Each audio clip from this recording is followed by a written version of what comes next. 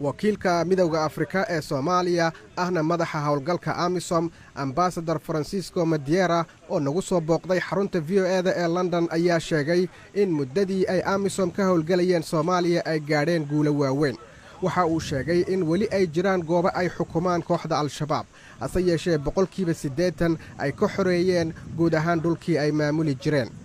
danjiraha ayaan weydiiyey waxa uu kaga jawaabayo in AMISOM ay ku fashilantay howlgalkeedii Soomaaliya. AMISOM has not failed at all. You have a house. AMISOM marna ma aanay fashilmin.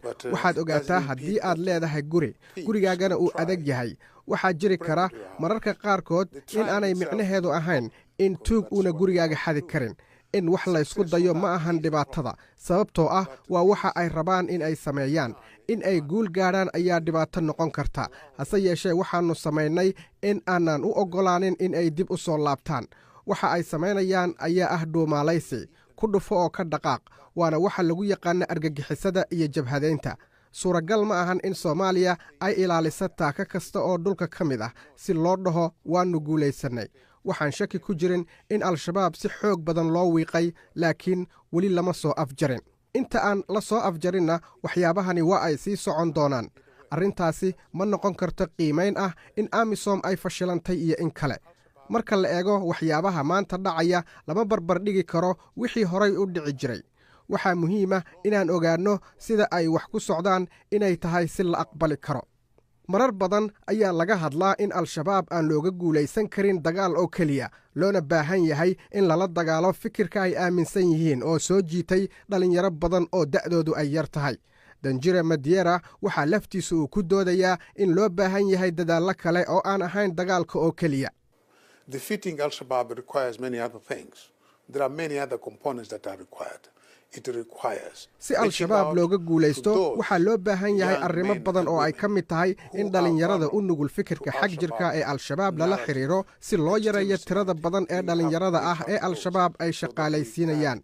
waxa kaloo ay naga rabtaa inaan awoodi karno adeegyada dawladeed oo la gaadhsiiyo dadka Soomaaliyeed in dadka ay helaan rajo ah in mustaqbalku wanaagsan yahay.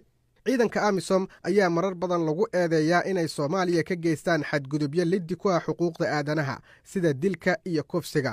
Madiera ayaan weydiiyey haddii ay wax ka qabteen eedahaas oo qaarkood ay soo bandhigeen hay-adaha xuquuqul insaanka.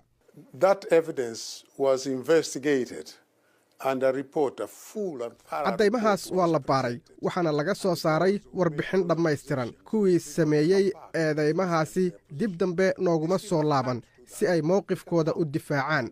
weli waqti ayay haystaan hana noo sheegaan in wixii ka soo baxay baaritaankeenna in uusan sax ahayn.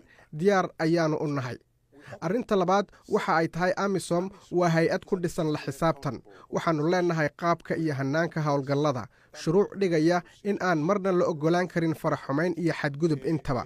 waxaannu leennahay taleefon dadka Soomaalida u oggolaanaya inay soo wacaan haddii ay dhacdo in gabar Soomaaliyeed ay la kulanto faraxumayn. waxaannu leennahay dad arrimahaas u xil saaran oo dacwadaha noocan oo kale ah loo diyaariyey in ay ka howlgalaan.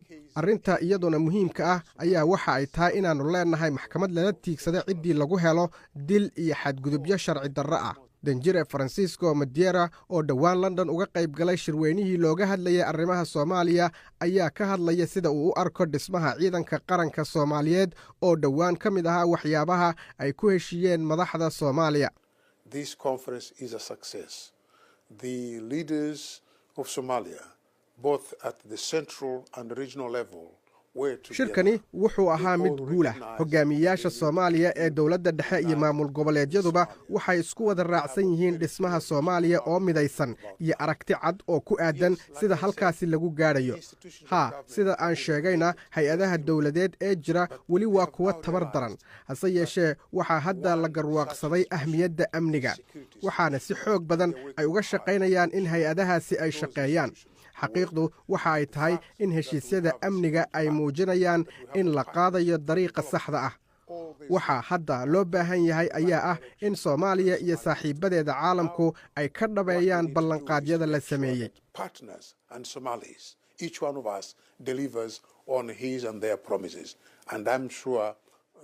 Ridwaan Xaaji Cabdiweli, VOA, London.